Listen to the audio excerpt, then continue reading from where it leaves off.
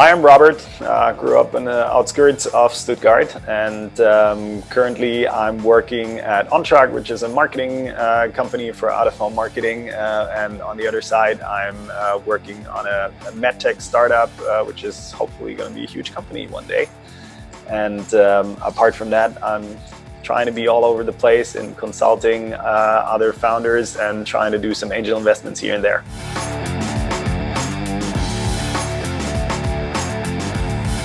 This episode is brought to you by WHU, the Otto Beisheim School of Management. WHU is reshaping the way students learn about business, management, finance, and entrepreneurship through its innovative programs and partnerships in Germany and across the globe. To learn more about this globally ranked university, visit whu.edu today. Hey folks, Gerrit here. In this latest episode of the Most Awesome Founder podcast, we introduce Robert Ermich, founder of DeinHandy, OnTruck, and an exciting new stealth startup in the healthcare space. I met Robert last year when we were both coaching teams at 3-Day Startup, and it was immediately clear that we were two birds of the same feather, with shared passions for startups, creative marketing, and plenty of travel and outdoor adventures. But today we're discussing Robert's founder journey, which took him from WHU to being a serial entrepreneur and eventually a business angel. The delicate balance between a great lifestyle and a successful work life, and so much more. Hope you enjoy it.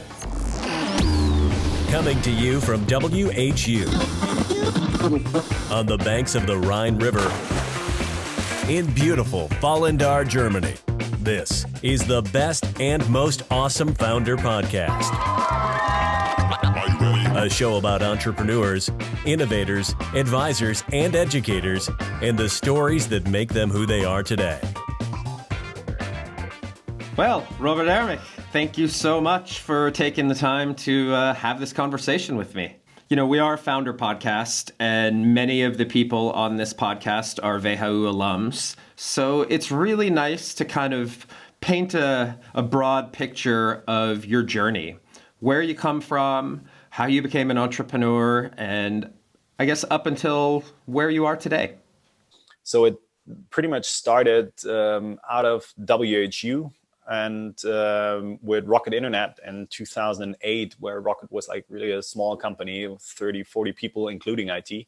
And we were recruited as the first business developers by Christian Weiss, who was my mentor before during an internship in 2006 during the World Cup. And a lot of people of the team, of the first business developer team at Rocket, were actually also doing that internship with Christian. And he kind of took the people that he thought like they would not bust his nerves too much, I guess, or maybe quite the opposite.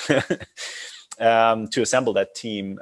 So in that year, 2008, 2009, I learned a lot with the Zambas, with Philipp Kreibohm, Felix Jahn, and Christian Weiss on what it means to seek an opportunity, to analyze it, to be structured about it, about the analytical process in that, and then to actually found the company, to look for investors, and to quickly ramp up and scale a business. That was a really, really interesting time. We worked a lot of hours back then, but it was something that I really profited off, and we had a really, really great team. And also back then, what I learned was how important it is to have the right team together and to have the right people that you want to work with 24/7. I mean, WHU, fair point, gives you already like the kind of feeling to get a lot of input and to deal with it in a minimum amount of time. And especially if you're in the campus in Vallendar, you're stuck together. So you really are used to dealing with the same people all the time and with different personalities all the time. However, that year really gave me a sense on how to do that, not just on campus during studies, but also to do that in a professional life. By the end of that year, we had the opportunity to be put on a certain topic as an entrepreneur in residence.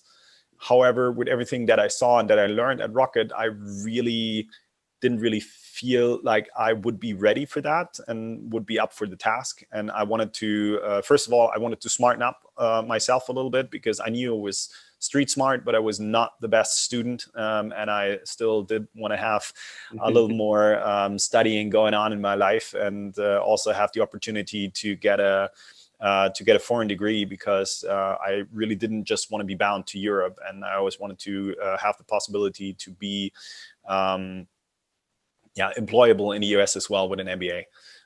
Which is why I went back to WHU, did a dual degree, got a master's at WHU and an MBA in San Diego, where I actually wanted to stay. But then somehow I got recruited out of Dusseldorf for a really, really young startup back then that had 2 people working, but that had Sixt as a seed investor. And it was pretty clear that Seven Ventures, ProSieben, Sat.1 Digital, that they would actually invest in that company. So I looked at the opportunity and I said, well, that's kind of a cool thing because the risk is relatively low. It's an execution topic. I know the field because it was price comparison, which I had done partially at Rocket before as well.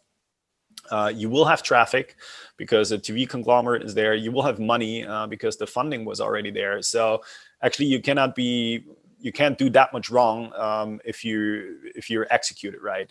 So I took the opportunity and went back over from the States, and that was 3 years of really, really hard work. And of building a really cool company. It was really a lifestyle company. I think if we would have been in the 80s, we would have thrown dwarves around as well.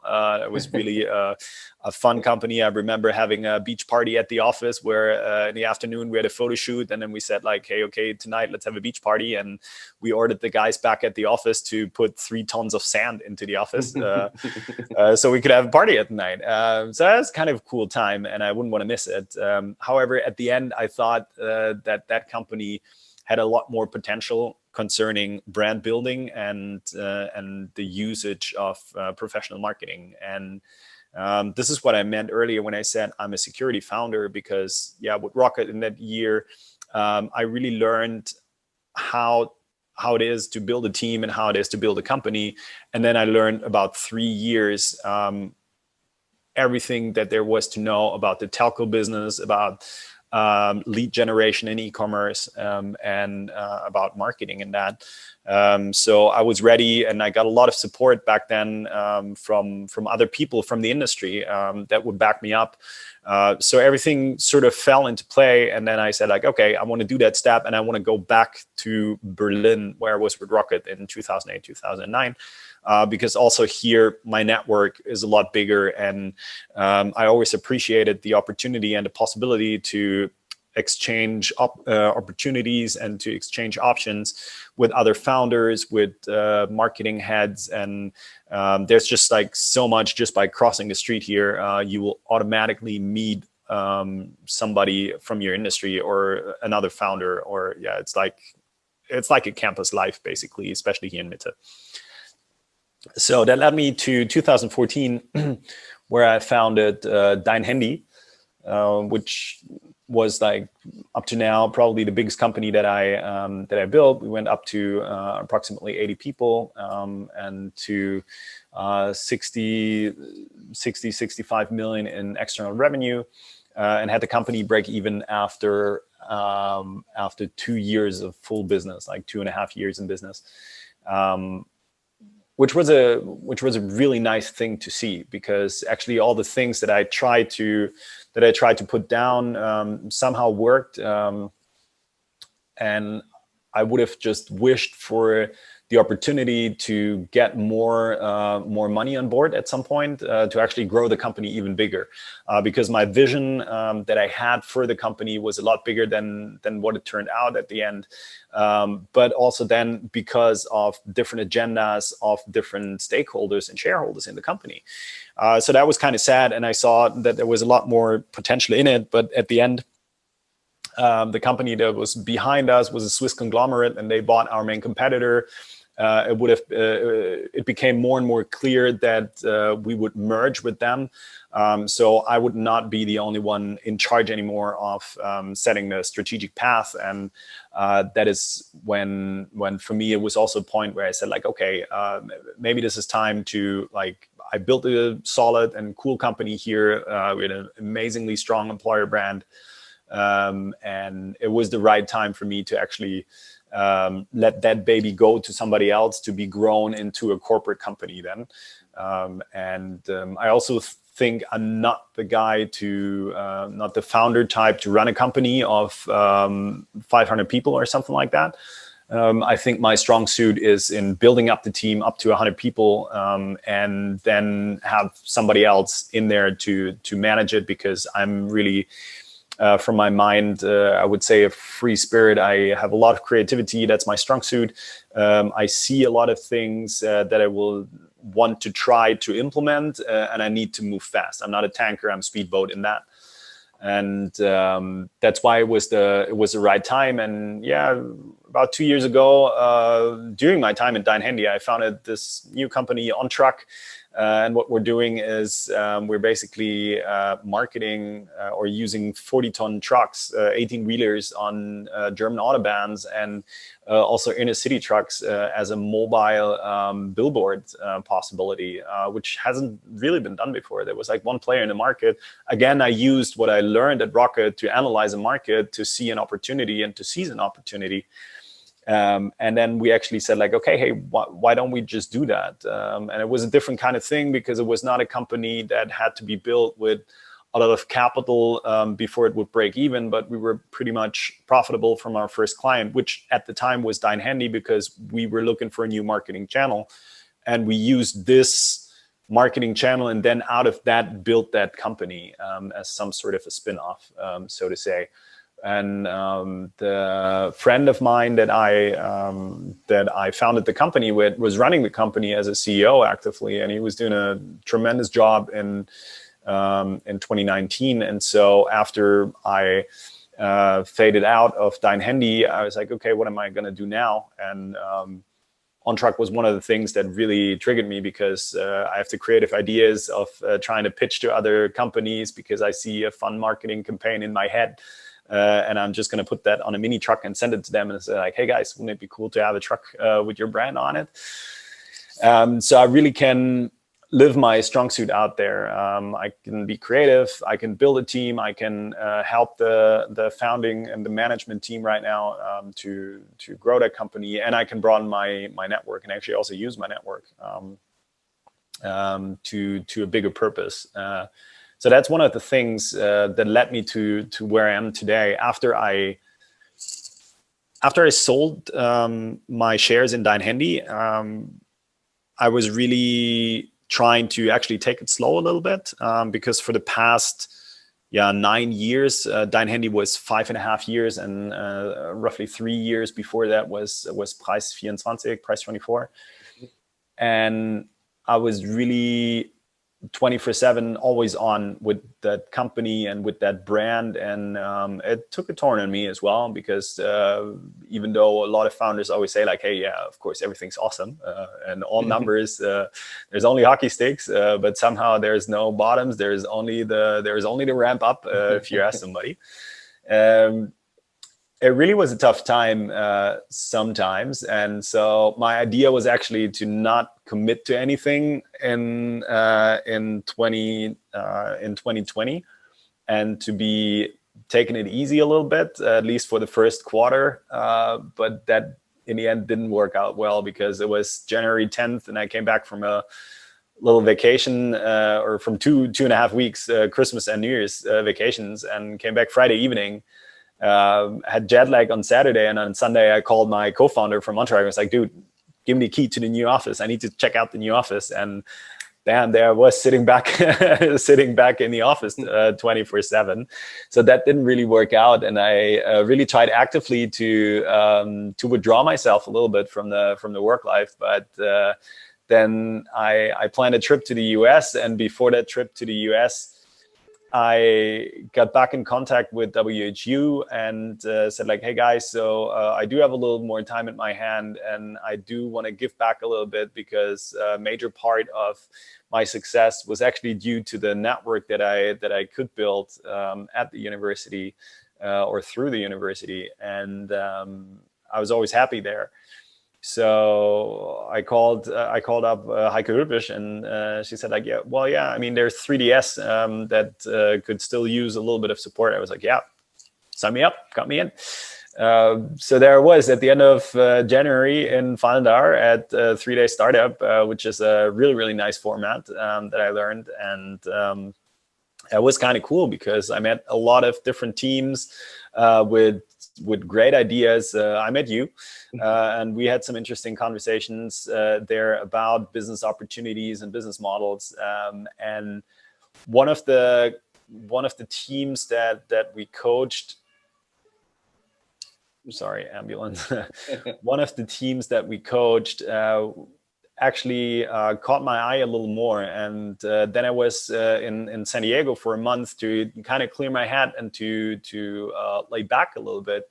However, I met a guy there that I met during my time that I did my master's there, and he was in a field of business that would be vital to the project that these guys from 3DS had. And so I had a conversation with him, and he was working with a product design company in Silicon Valley. And he said, like, hey, this is a project that is right down our way. So why don't you introduce us, and why don't we see what we can do? So somehow out of that idea and the 3-day startup, which ended up in a great pitch for these guys, I got really a lot more intrigued. And coming back from San Diego, I actually went into business with these guys, and we founded a new company in a medical device, in the let's call it a medical device field. And it's been an amazing journey.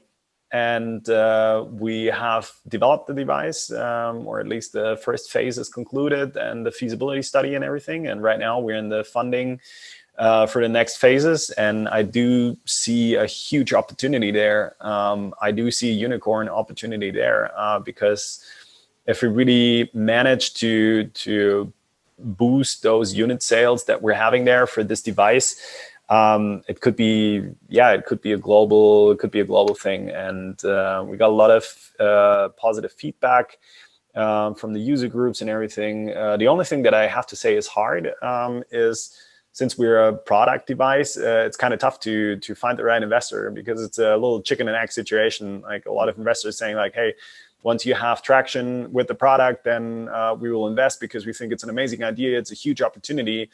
But right now we're not doing that. And then on the other side, you're like, okay, you need to be able to produce that. And technology is expensive, and it takes a lot more than just like 2-3 business angels to actually develop a tech device like that, like what we're doing.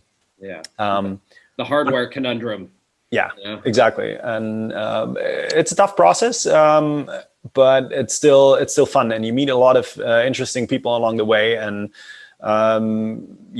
finally we got to part of the funding round already, and the more people actually join, the more people then again get interested and say like, hey, okay, if these guys join, then so right now we're trying to kick those dominoes, and I think that we can be successful with that as well.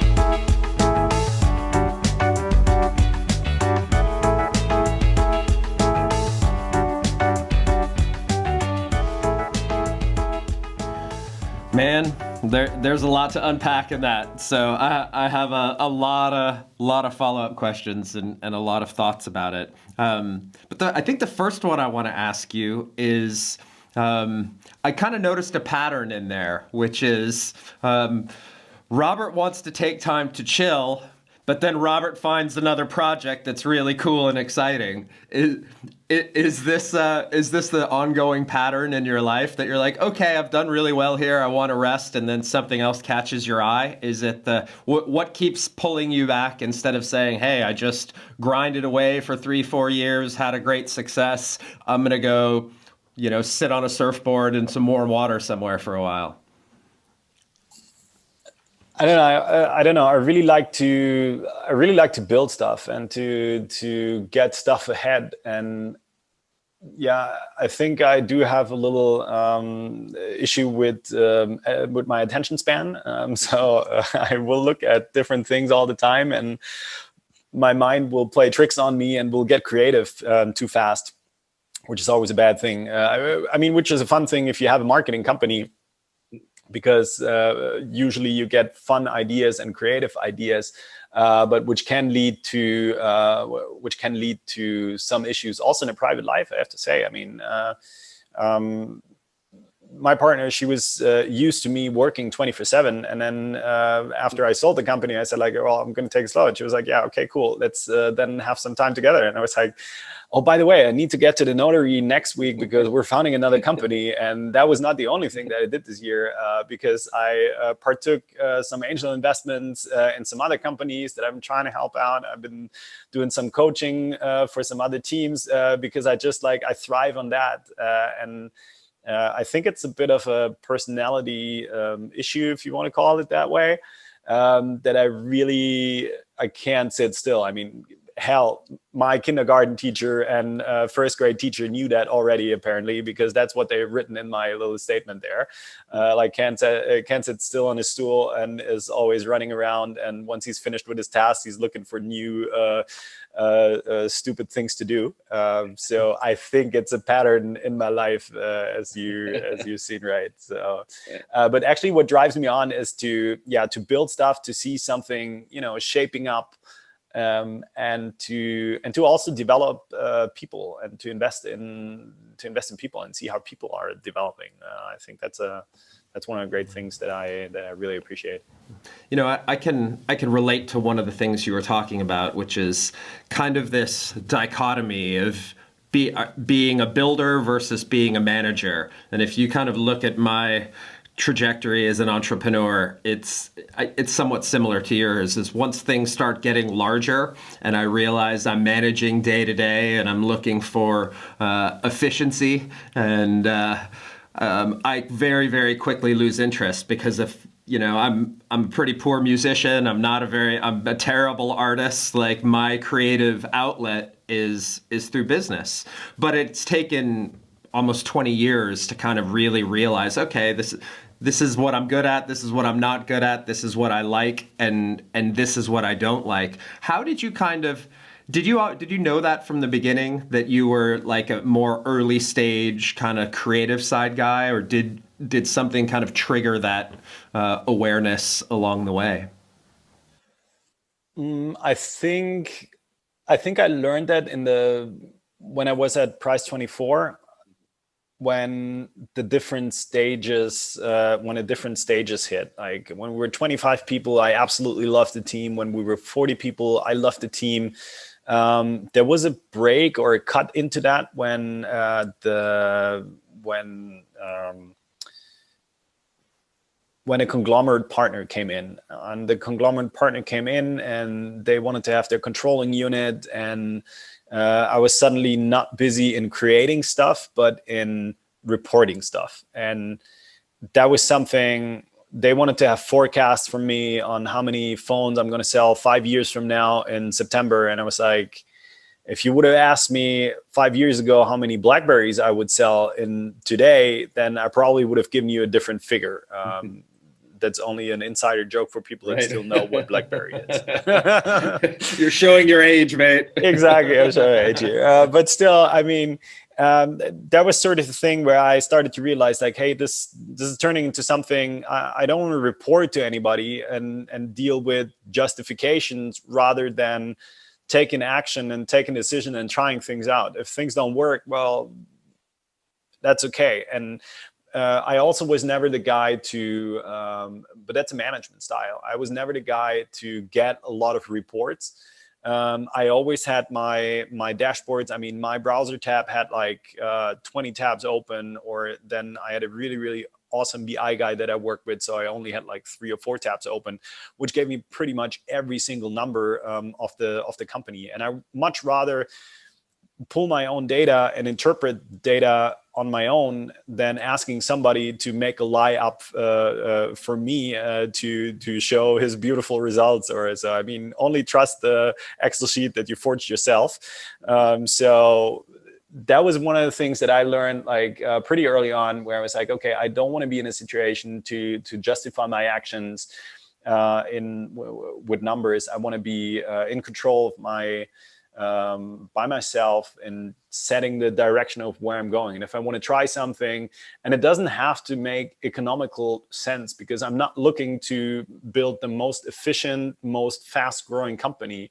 I'm looking to build an awesome company that I love to work in, that starts with the atmosphere in the office and with the team. I want to build a company that is amazing for the team as well, where people can develop themselves. And I want to develop a company that I can stand for, that I can represent as a brand and be proud of.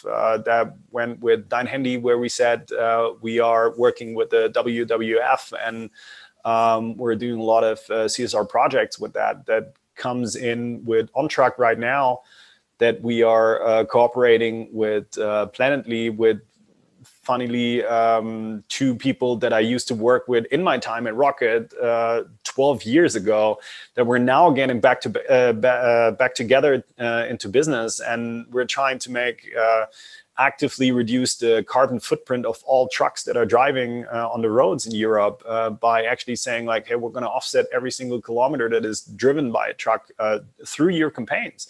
And that is something that I then can say like, hey, we stand for that. We're also looking into becoming godparents of a couple of animals in the Berlin Tierpark and in the Berlin Zoo, just because we like it and we think it's fun and it's a cool thing to do. Or that we can say like, hey, we are actually trying to make an active contribution to another WHO guy, Marlon, who has his new foundation for endangered species and endangered animals in Africa and around the world.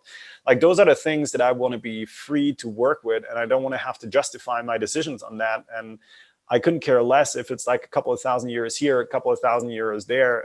It's just that, that those are the things that I want to do. And this is where I started back then to realize like, hey, I'm more the guy to build up something with a small team where decisions can be driven on a daily basis, on a quick meeting, on a quick talk with your co-founder or with your team, where you can actively listen to and then actually take action. So that's when I said like, yeah, I'm probably not the guy to run a 1,000 people conglomerate. Right. That's it's a really interesting point. And it's one that I've experienced quite a bit, and I think has very much kind of formulated my worldview as an entrepreneur as I've gotten older. You know, I built a couple small boutique consultancies, and I said, this isn't scalable. I want to do something big. And then I did the big venture-backed, fast-growing startup, thinking that was the path that I wanted to take.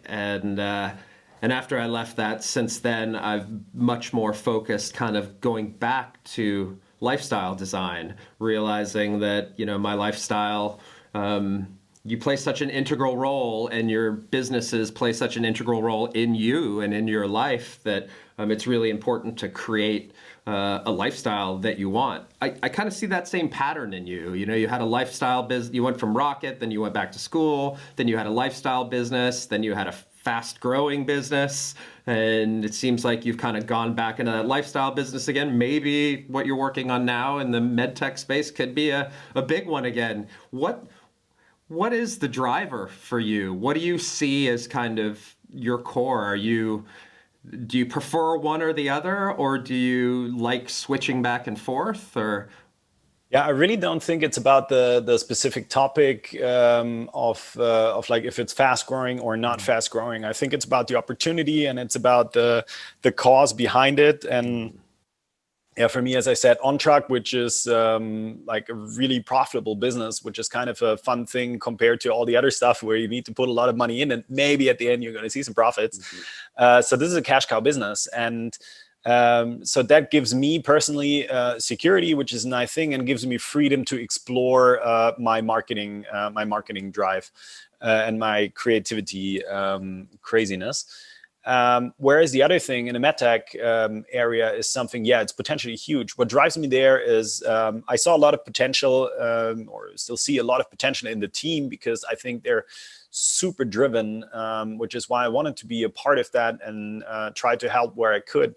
And the other thing is, it also makes an impact, because potentially this could save like tens or hundreds of thousands of lives in the future, because it really has an impact with the data that is being collected and with what you can do with that. And that is something that I'm like, okay, hey, this is going to come at some point in the future, and it will have a huge impact on a lot of lives, on a lot of households. So we want to be there. And I'm trying to, it's always really about the vision for me of the company, and not much about like, hey, I need to speed that up in the next 3 months or 5 months or something like that. It's like, hey, okay, what do I need to do to get that vision through? And some things for sure can be done faster, or more with more drive in a certain way. But I think it's not about that. I really think it's about the identification of the team with the product, because I've seen companies grow super fast with a team that wasn't committed, and then companies fail fast because the team wasn't committed, because they were not putting in 110%, and they were not really convinced about what they're doing. They were after their paycheck, and that was it. I've been trying to establish a place of business where that's not the case, where everybody is not there because of the what, but because of the why. And in my experience, that makes a huge difference, especially in key roles, in head positions, when that head, and it's not financially incentivized. It's incentivized by communication, by means of, do you believe in the vision of that company? Do you believe in the goal that we're trying to achieve that is somewhat realistic? And I think that is the driver in doing those businesses. And that's why there's no real difference in between going big or going small. I'm also invested as an angel investor in a couple of other companies, also some WHU companies on the side with that I think are maybe not billion-euro companies, but they will be solid businesses. And if I can make my part in there as a consultant or as an advisor, then that's an interesting thing. Awesome. Yeah, it's amazing how much having purpose in what you do, like Simon Sinek says about knowing your why. If you know your why and you know your purpose, sometimes you could be working really, really hard. It doesn't feel like you're working that hard at all. Exactly, and that and the combination. I mean, we're in times of COVID, so it's kind of difficult to lure people into the company, but trying to, like in the past, I can say, and also the office that we're having here, we built ourselves a tree house in the office so we can rest a little bit. We have like a huge screen here because we actually do play a lot of FIFA on the way. But it's something, that makes you stay here, that makes you sit here, that makes you feel comfortable. And it's not about showing face at the office. It's about, do you feel well in your environment, and do you then identify yourself with that in a way? Because that's the extra 10% of staying an hour longer, or actually thinking about it on the weekend as well. Or if you're out there with friends to drop something and then you get some feedback and you're like, okay, I make the connection. Like trying to actively get people to make connections towards their business while they're not on the business. I think that's one of the results that comes out of that. I want to touch on a topic that you have mentioned a number of different times, and I kind of want to put it in the context of your founder experience. And it's the topic of kind of being people-centric, and that takes different forms in different types of organizations. In a small lifestyle business where you're having beach parties in your office versus having 80 employees, versus having essentially a boutique marketing kind of business, to having a potentially fast-growing medtech startup. All of these are such different contexts, and they actually have different types of people in there in some cases as well. Tell me a little bit. I know since you're such a big advocate of building culture and putting people first, what have you learned in those different contexts in terms of the way you kind of work with your employees, your peers, your investors, and whatnot?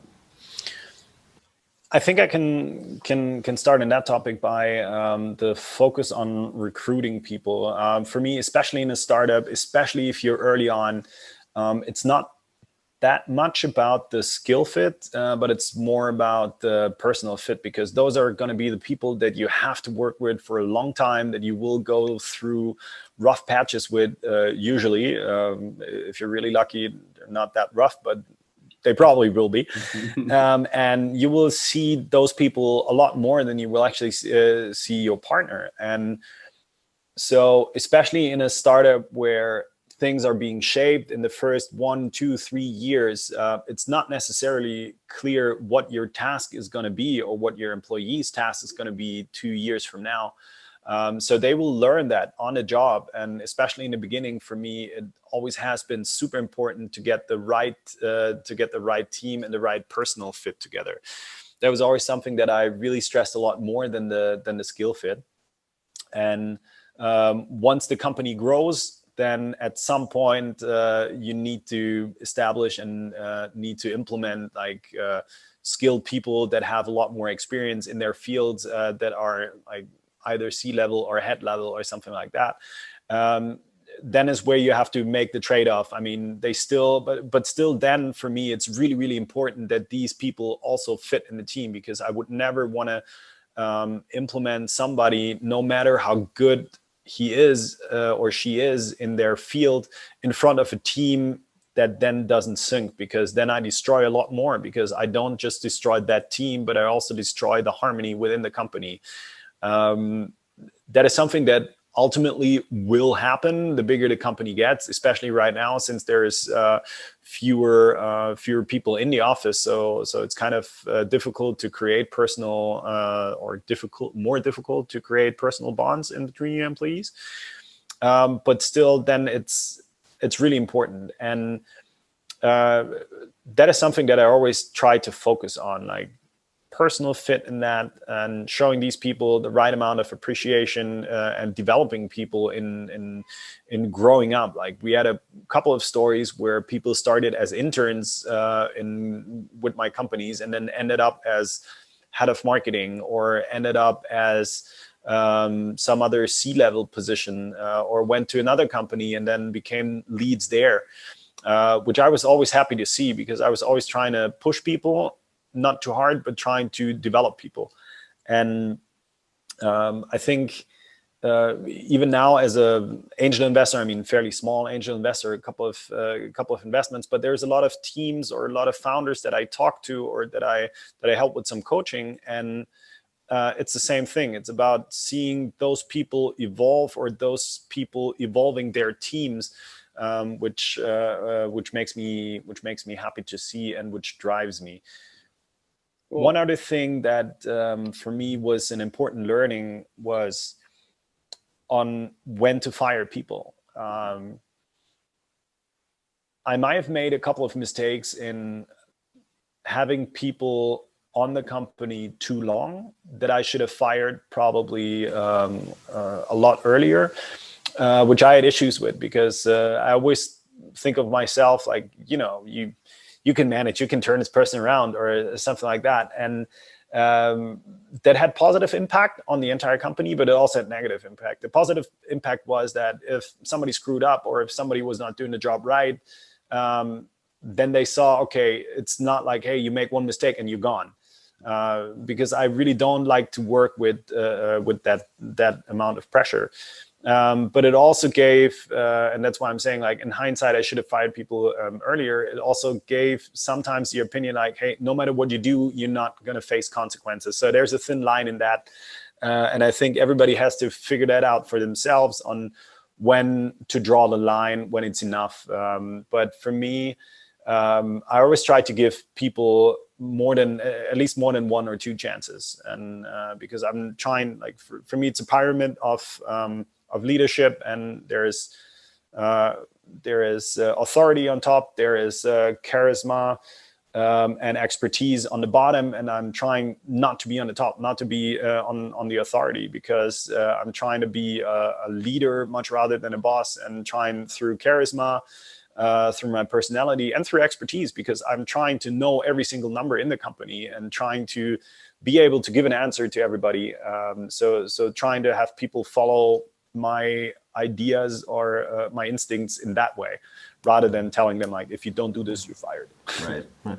So, you know, I understand this kind of people-centrism really well in smaller organizations. I've built a half dozen with at least 20 people in it. But when you get up to people 70, 80 employees, and you start adding in management layers, it gets a lot harder to kind of maintain that personal touch and really integrate your personality and, you know, your culture of appreciation and nurturing and whatnot. How did you manage to do that when the stakes got higher and the scale got bigger? Did you feel like you were able to be the same kind of leader, or did you have to adapt to that scale? That's a good question.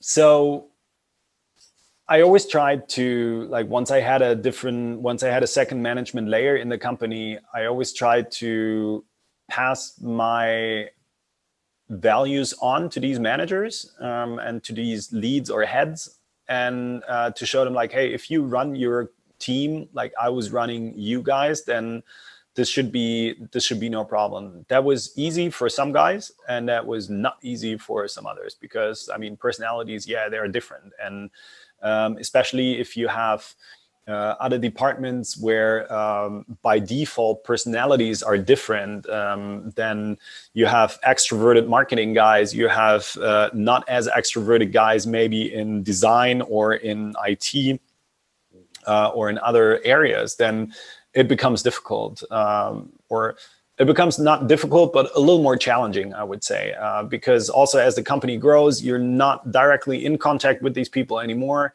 And I always considered myself being a buddy with everybody. That was cool until 25 people. And then at some point, I remember one day that a newly established head of a department told me, like, hey, so this and this new employee wanted to talk to you. And I was like, well, why didn't they come talk to me? And they said, like, well, they don't dare. I was like, why don't they dare? My door is always open. And I was like, yeah, well, you're CEO.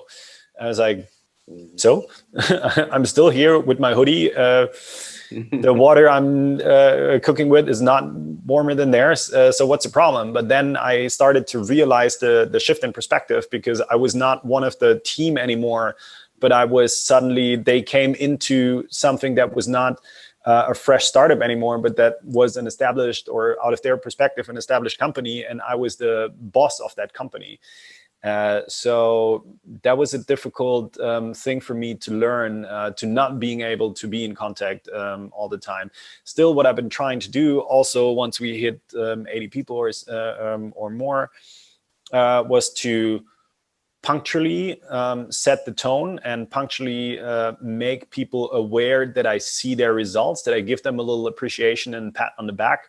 Like, I would know by the numbers that, I don't know, customer care, customer service representative would have made a great sale. So I would go into the room where everybody was, and I would say, like, hey, I saw you 10 minutes ago, you made an amazing sale. That's a cool thing.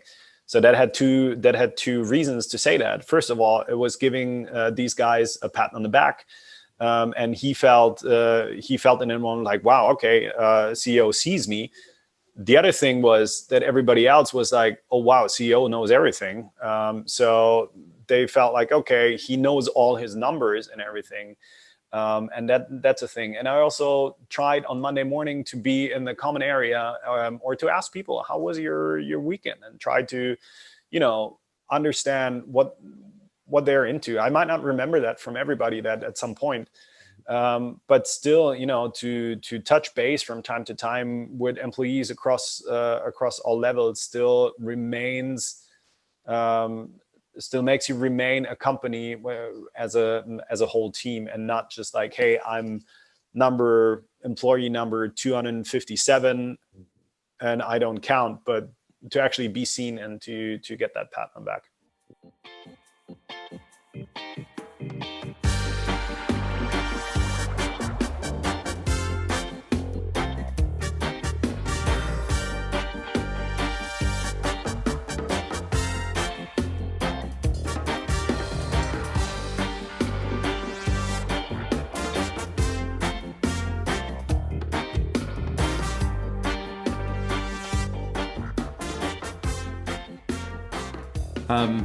I want to take you've dumped a wealth of leadership philosophy into this conversation, so I kind of want to bring that all together. And I like to ask all of the founders on the podcast this question, since there's a lot of young people, young potential and current founders listening to this.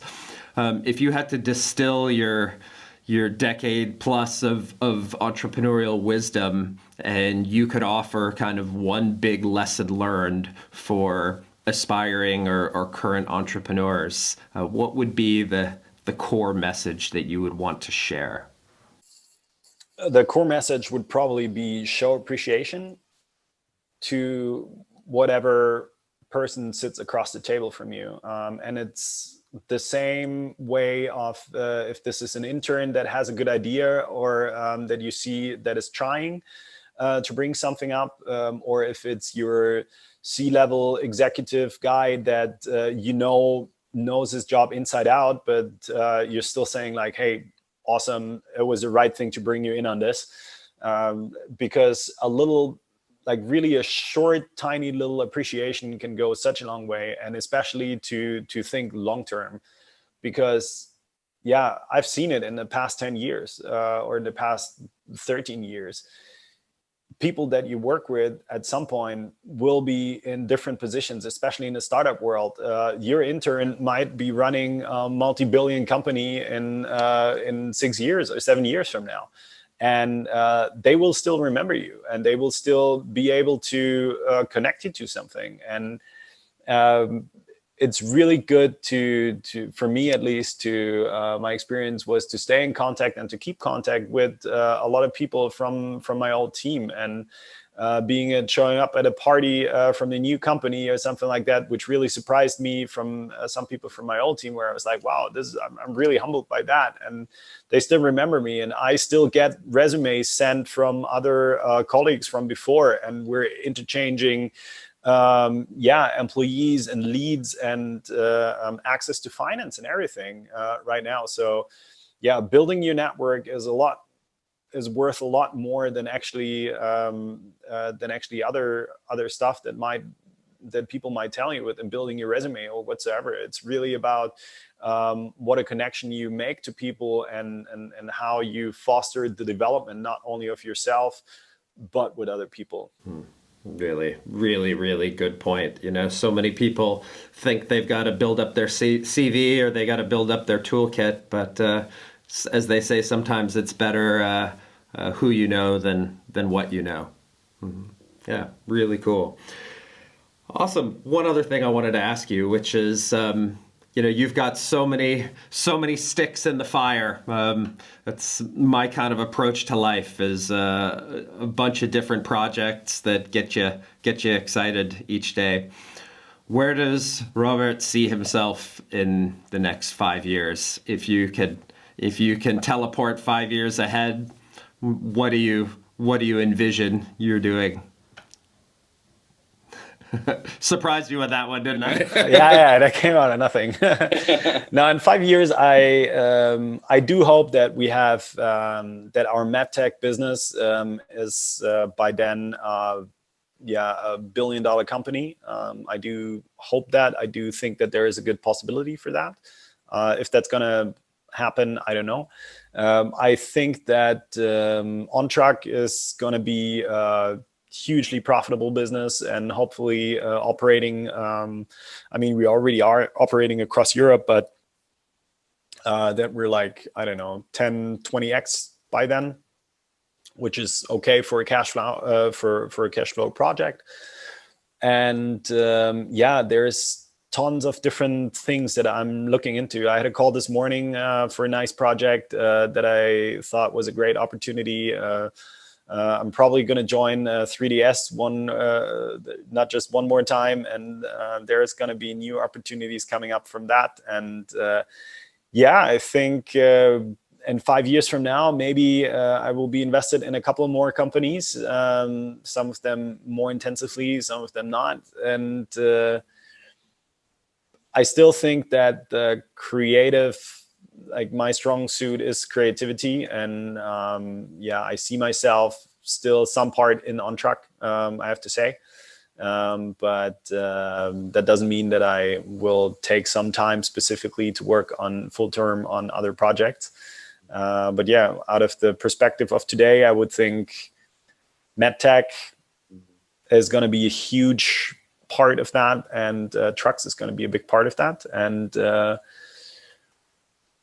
couple of new ideas that will have risen along the way will be part of that as well. So I guess we'll have to wait more than 5 years till we find you sitting on a boat or on a beach somewhere relaxing, huh? Oh, that's a thing. I mean, I will be hopefully on a boat a little earlier, because I really enjoy to be at the water, and especially with COVID now, everybody has seen that we can also work remotely, and we're actually trying to move our team with OnTruck for a month or so to a warmer area once it's so cold here in Germany. I mean, if we can travel again, that would be a cool thing to test out. So hopefully it doesn't take that much longer for me to be on a boat or on a nice beach. And I love to travel, but yeah, I think just to lay back with a margarita in my hand, probably not. You will find me on a boat or on a beach, but probably with my laptop or with my phone and doing some business. Nice. I love that. I love the fact that whether you're working on something high growth potential, big impact, or something smaller, you're still looking for ways to integrate a good lifestyle into that experience. That's great. So I want to wrap up with a couple quick personal questions. I ask everybody these questions. Some people love to give their answers. I think others, it might pain them a little bit, but we want to get a little insight into Robert, the person. The first one is, and I've seen this throughout my life. I grew up in a house. We had a whole room that was a library, and it had probably a couple thousand books in there. And even as a kid, I used to look at my parents and grandparents' old books in there. And I feel like you can learn so much from a person by what they read. So tell me, do you have a book you're reading or that you would recommend? Well, I think for every, I'm a big fan of a little bit of psychology. I think Dale Carnegie, How to Make Friends, is a must read for every founder. That is something that really, I read that book when I was fresh out of high school, and this is one of the things that really had an impact on me. And I'm trying to get that book out to as many people as I can, even interns and everything here. In order to think about how to take on a different perspective and how to deal with people, if you like them or not. Because sometimes in business, you will have to deal with people that you don't like. And then you can either like break off that relationship, or you can kill them with kindness. And sometimes that's a better way. So that is one thing that I'm reading. There's a couple of interesting founder stories out there. I like... Phil Knight's Shoe Dog, the story of Nike. It's a really interesting read. And yeah, I think those are probably the two books that I would recommend at the moment for young founders. Well, I love that you brought up Carnegie. I mean, talk about a timeless book. You know how old that book is now, and from a guy that, associated with robber barons and who were constantly competing against one another and despising one another. I think there's a lot of wisdom in Carnegie's words. Yeah, really cool. One last question, which is, you are in Berlin. I've said it, I feel like a lot of times, but this is the music capital of Germany. But as someone that's also traveled the world, what's cycling on your playlist these days? Well, there's two playlists, more or less, that I'm having actually. One is for late night shifts. It's a deep house mix that I put either on SoundCloud or Spotify. And the other thing is during the day, or if I'm working on a different project or something, I have a reggae cover list, like from all the famous reggae songs, and having covers like either acoustic or a little bit housey. That really gives me a good positive vibe because it automatically sets me in a nice beach or on a nice boat. And it still has a good, and it's easy stuff to listen because you pretty much know the words. So it's something that can go in the background, doesn't distract you too much. And I really can recommend that, like reggae cover hits as a cool thing. Yeah. Nice. It's always a sunny day when reggae is playing, right? Awesome, man. Robert, thanks so much, man. I really enjoyed our conversation once again. Appreciate your insights. I guess real quick, for people that want to learn more about what you're working on, where can we find you? What should we check out? Website, social, whatever? Yeah, probably my LinkedIn, look for Robert Ermich, and that's probably the best way to find out about me. My Instagram is private. I like to keep it that way because I mainly only post when I'm on the way, so it gives a different path of reality, because I'm not posting for the fifth time during the week, sitting at 2 a.m. in the office with a stained coffee mug. So that might not be the right way. Yeah, but LinkedIn is probably the page to see. And apart from that, check out OnTruck, ontruck.eu. If you're really looking for creative and fun marketing campaigns, I think that is one thing. And then, hopefully observe the startup news from time to time, and maybe there will be some new investments or some new projects covered. Awesome, man. Awesome. Well, again, thanks so much. I wish we could have done this in person, but the next cold one will be on me in Berlin. It was always a pleasure to chat with you, mate, and hopefully we'll get to do it again with new and exciting news in the future. So much appreciated. Thanks for having me. It was an awesome talk, and I really hope to see you in person soon. Thanks, man. Cheers. Have a good one. Cheers, Dan.